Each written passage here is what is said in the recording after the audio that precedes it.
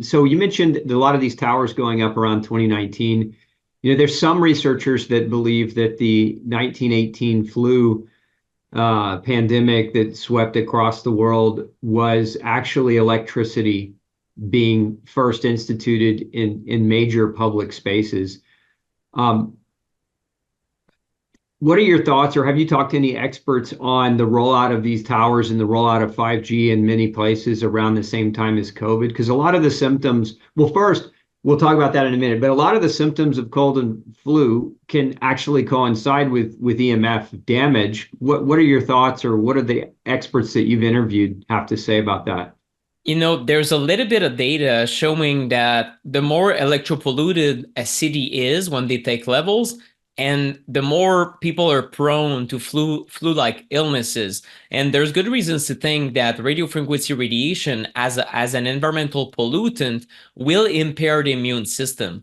And it's not that much of a stretch, because if you look just at the studies around sleep quality, we clearly see that cell phones can impair our ability to sleep soundly because it will interfere with brain waves. Again, we go back to a bioelectrical component. Our brain needs to go in certain cycles while we sleep, and it displays these brain waves that we can measure. And when researchers looked at it back in 2008 and even before that, but in 2008 there was a set of studies in healthy participants who do not necessarily feel like they have bad sleep. These are not autoimmune patients, or these are not electrosensitives, just healthy men who tried to sleep with a phone next to the head. 30 minutes of exposure was basically led them to have a sleep onset delay of 1 hour. In other words, they were insomniac for an hour after that exposure. So it looks like it's really preventing the brain from doing its job right and falling asleep. Instead, it's keeping you in a state that is not really sleep and not really being awake. So it is interfering with normal functioning. So imagine that instead of the phone now, I tell you that we have installed cell towers everywhere, and maybe there's a health effect from that. Well, it's not that much of a stretch to think that we maybe are impairing the sleep of the entire population in cities more so than in the countryside because of the densification of this electrosmog, so to speak. So I think there's many reasons to think that it is becoming harder to keep a good immune system in a city where this electrosmog is higher compared to back in, ancestral levels that we had a few generations ago.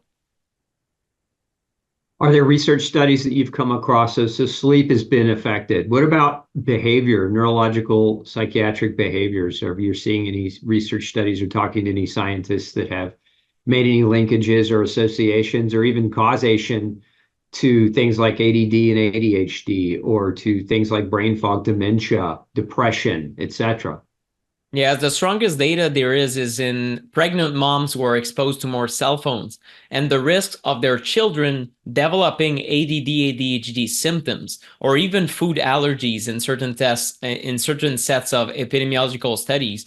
The main researcher that I follow on this is Dr. Hugh Taylor at Yale. So some of these scientists are quite mainstream, which is very frustrating and alarming to me, because we're not talking about, what people online would say, oh, these are fringe scientists or not serious, or, low impact journals and all of this. No, you have people from Yale, you have Dr. Martha Herbert at Harvard also, who emitted strong concerns over the fact that unborn fetuses are likely to get more epigenetic changes and effects on a developing brain compared to adults. And this is barely being studied as we speak. But the data that Dr. Hugh Taylor looked at, in his opinion, is causative. He said there's a cause and effect.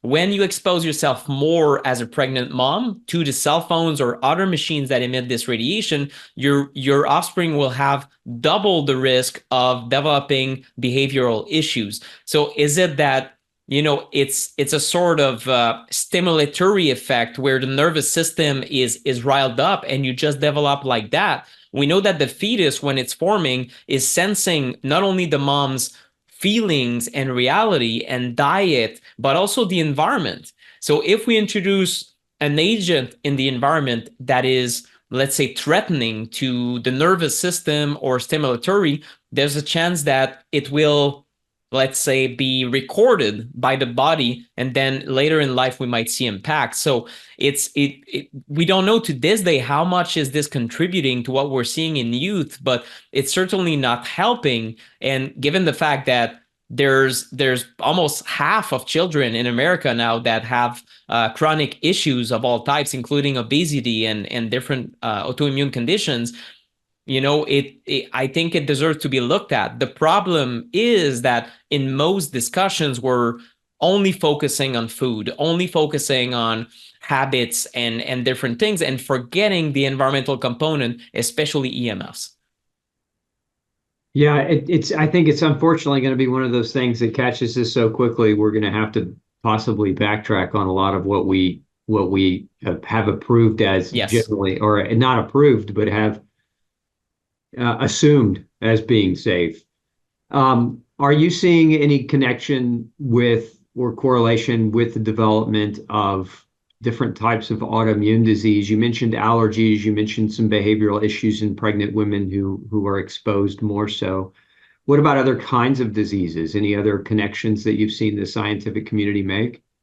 There's not a lot of data on the development of autoimmune diseases, but there's one researcher in particular, Professor Trevor Marshall, who is a researcher in autoimmunity. He published a paper back in 2017 where he looked at, I think it was more than 80 different patients with different autoimmune issues. And what he did was a bit unusual. He had them wear an EMF shielding cap. And literally, the tinfoil hat that some people Yeah. laugh at, well, they used that in that study. And he found out that 90% of autoimmune patients responded very positively to wearing this during the night. So they had a sleep improvement. And what he said is this. He said, given that a lot of studies estimate the amount of electrosensitivity, the prevalence of electrosensitivity that is in the population to about 3 to 5%. He said, well, that's unusual that 90% of these patients are getting better. So therefore, either you have autoimmune patients are that much more likely to also suffer from electrosensitivity or get symptoms from these exposures or be sensitive to this radiation, especially during the night. And he said that in the future, we need to look at this EMF mitigation, not only wearing, a cap, but lowering our exposure from devices or even shielding the bedroom, different strategies that can be applied to this. We need to consider this a new line of treatment for autoimmune issues. So of course, he's one guy, right? But I think it's plausible that more and more we'll see autoimmune patients look at EMFs as a possible stressor that is keeping their body confused and in a state of inflammation. There's many reasons to think that it's impacting not only sleep, but there's many reasons to think that it's increasing inflammation in the body. So uncontrolled inflammation becomes chronic might also be part of what is keeping people symptomatic with autoimmune issues. Now, you mentioned protection. Couple of follow-up questions to that. Number one, are there devices that are accurate, that are available relatively inexpensively for the average consumer to be able to measure or quantify EMFs and radio frequencies being emitted in their home or in air, like hot spots in their house, for example? Is there a particular brand of machine or a particular type that you would recommend? Sure. The one I use these days is called the SAM ProTech 33. That's from France. It's a great meter because it is very simple. I find that a lot of people purchase different detectors, and if the display is complicated and the units of measurement are confusing, it stays in a shelf, in the corner of the garage, and they forget about it. So that's a tool you can actually use, and that's a great detector that measures 3 different types of fields all at once with an LED system. And also it has the sound feature, which is quite important because sometimes our environments are so polluted these days that if you open this detector, the chances are everything will be in the red zone when you approach anything. So just to detect different sources, it is useful. Although I don't think it's needed to have one of these detectors to start mitigating things, because just using certain basic principles like creating distance from devices is a great way to get started and mitigate some of these risks. Let's talk about, that was my second part of the question, was what, there are a lot of, there are a lot of commercials now coming out on using these different types of devices to put on your phone or to cover your phone, or even devices in the house that you could, I've seen some of these copper coil devices that people are Yeah. purchasing now. Let's talk about the science behind those strategies. Is there great evidence that shows that those things are valuable and are beneficial to people who use them? It's flimsy. The entire line of evidence, all the science done around those is from the companies themselves, so prone to bias. And some electro hypersensitive individuals that are very, very sick and know that these EMF exposures are impacting them and causing symptoms, they find certain of these technologies helpful, but I don't consider them to this day protective. And that's really the difference. A reduction in symptoms does not necessarily equal a reduction in biological effects of EMFs. And that's something a lot of people confuse these two. So if I don't feel the exposure, I don't feel a headache, I'm safe. That's not correct, because we know many people who never felt a headache from their phone, and yet they can still develop a brain tumor, for example. So that's on a cellular level, the perception of harm does not equal, the what is happening, Yeah. behind the scenes, so to speak. So it's really important to, if you discover that one of these devices has benefits to your life, that's fine, but it's not a replacement to lowering your exposure by turning off sources or creating distance.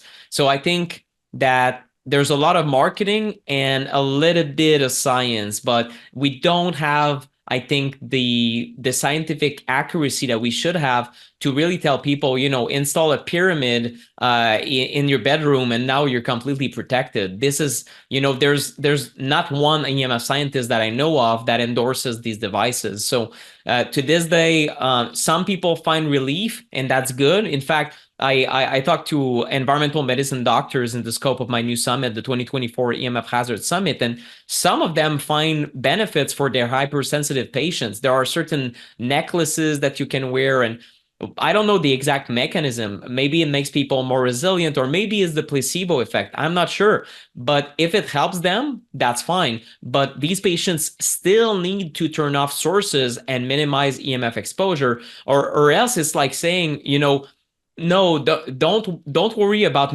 your nutrition. You can eat McDonald's and Wendy's as long as you take your vitamins. Doesn't work like that. You cannot mitigate, chronic exposure to something that is a stressor with a magic pill. It doesn't work. Yeah, I couldn't have said it better myself. That's why I asked the question, because I see a lot of people wearing necklaces and using these little buttons on their stuff, and I just, I'm very speculative about it. I think if it's relatively inexpensive, as you said, and it makes you feel better, then whether it's placebo or not isn't relevant, provided you're not Yes. spending thousands of dollars on something that has no actual beneficial purpose.